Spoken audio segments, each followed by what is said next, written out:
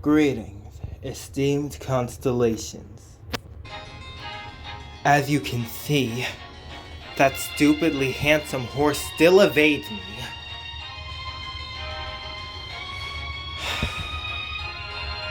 However, tomorrow, I'll receive a little Salomon ticket. And with that ticket, I will get Glashton.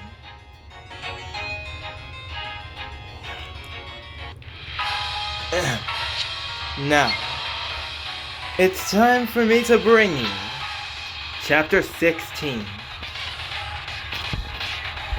Showdown Between the Protagonists 2.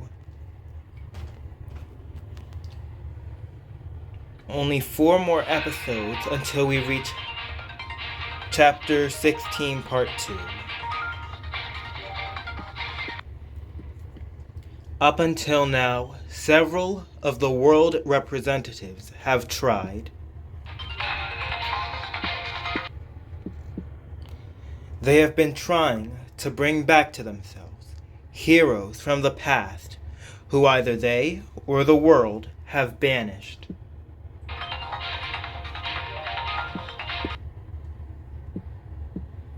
But the heroes did not respond. Of course, the heroes left of their own accord.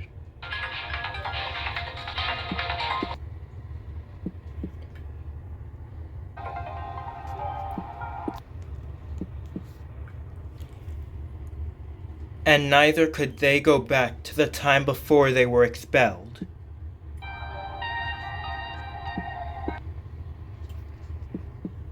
No one had the means to go back to the past.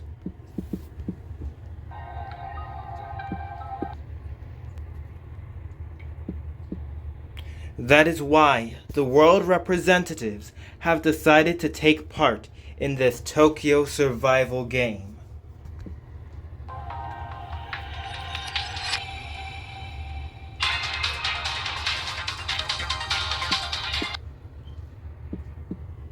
Onyankopon, the world agent of the other world, Agisimba, was one of them.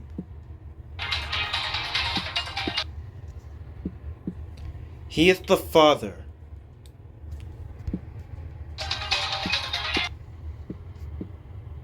He was Onyankopon Nyame, the hero of Agisimba, father of Onyankopon Anansi.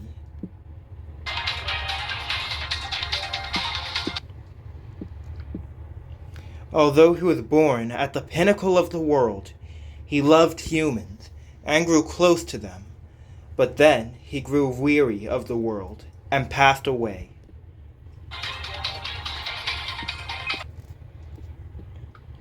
He lived like a human being, alongside humans on Earth, and suffered like a human being before passing away. Without using the power to rearrange life and ward off death, he was called to heaven and passed away, just like a human being.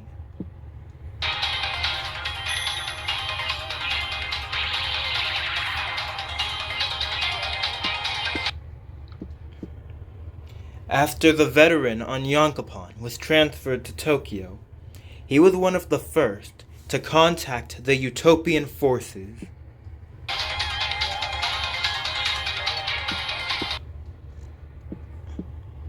There, they conducted many collaborative experiments and obtained a great deal of unique information.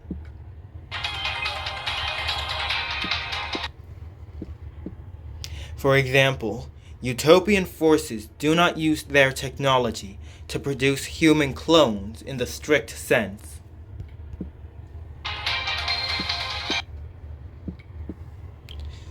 A clone in the narrow sense here means producing an identical copy from a single cell.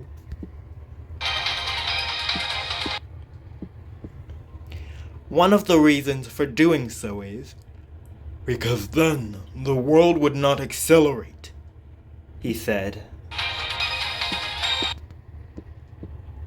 They believe that there is no point in repeating the same events, and that it is important to create a time difference and accelerate it.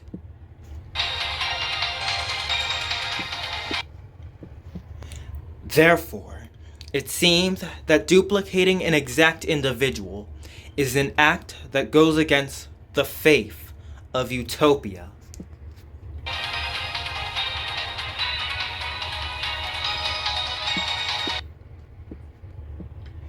Therefore, the laboratory resorted to such twisted methods to mass produce child geniuses.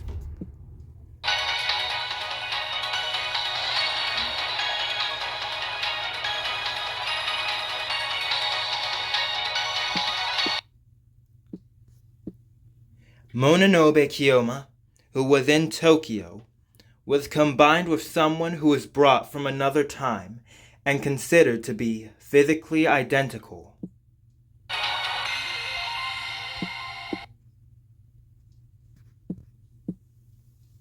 And it continued to create an artificially diverse, accelerating future.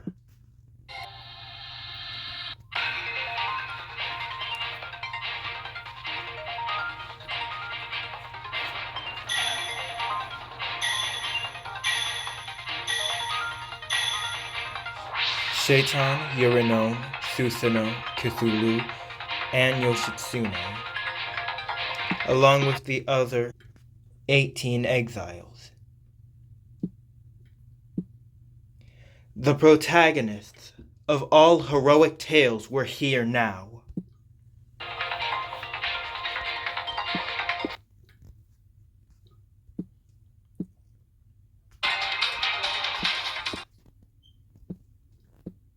Multiply them. Then we go beyond them and outnumber them.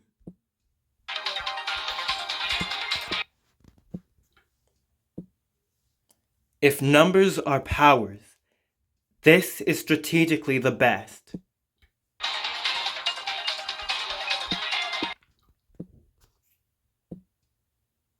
Now Onyankapan is more important than anyone else.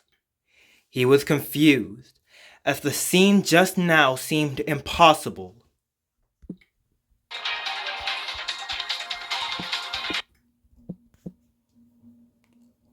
Why? No, how?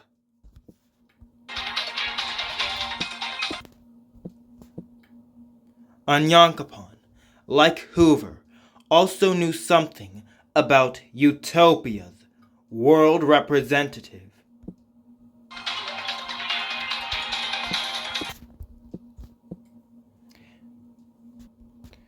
Those are indeed the vessels of the banished dragons and snakes. However, there is another Lancelot in the current loop.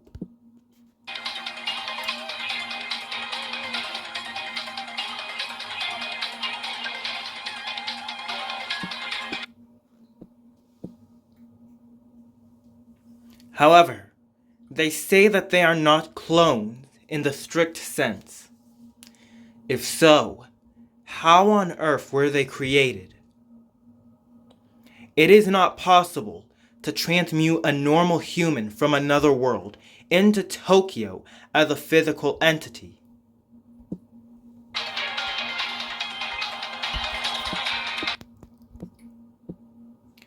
The future of Tokyo is a different world.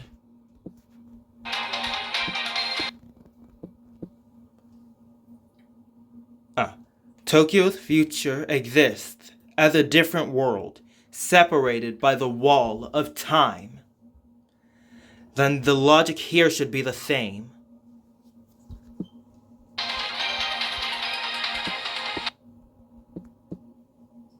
It is known that if one tries to force it, it will appear as an even more ephemeral entity than a spirit.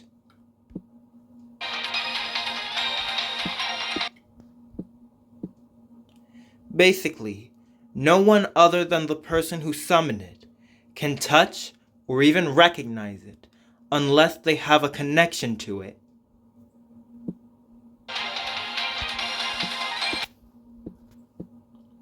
For example, a similar case has been confirmed at Yoyogi Gakuen in Shibuya Ward, which is also the laboratory's testing site.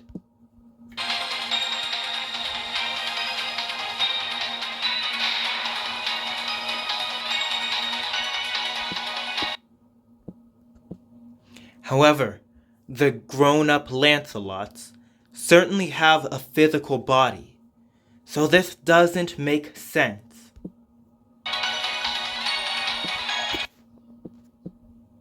Although confused, he cannot take his eyes off the person behind the future Lancelots, someone who looks just like him when he was younger.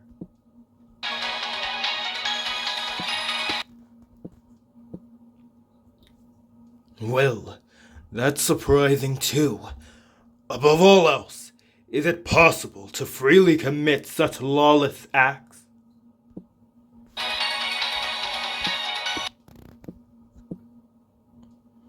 That can't be true. There has to be a recoil somewhere.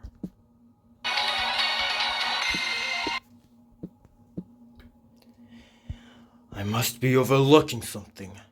The situation was so overwhelming that my thoughts couldn't keep up with anything.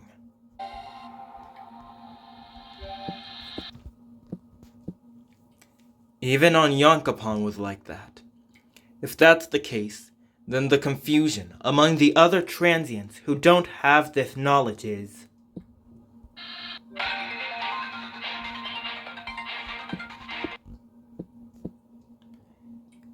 It's not hard to imagine that it was even more shocking than that.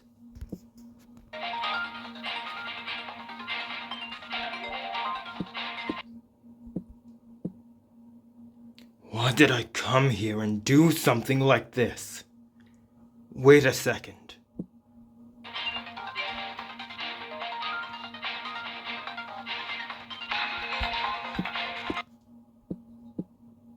Onyankopon then remembers what the tower was called.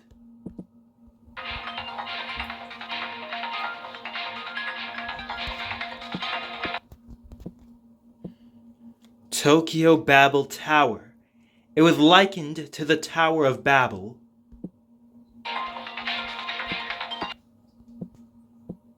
Something that strikes the heavens and is rooted in brilliance. Something that will not be swept away by the great flood of time.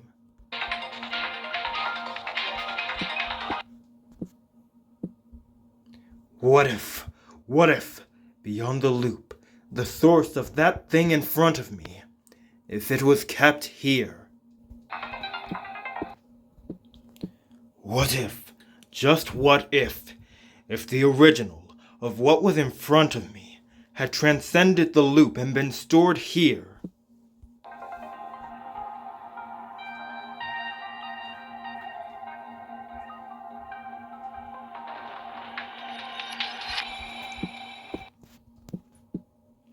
Meanwhile, Ark was in front. Looking at the attackers reminded her of something else.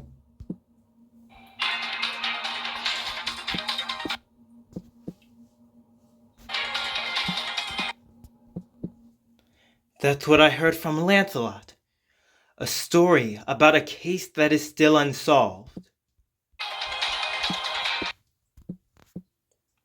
It was once found, a part of a person's body left behind.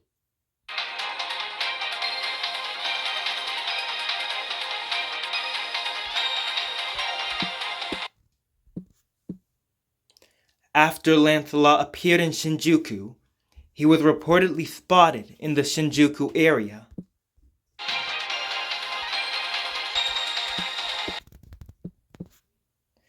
I heard that the police came to the school Lancelot attends, and there was a lot of commotion.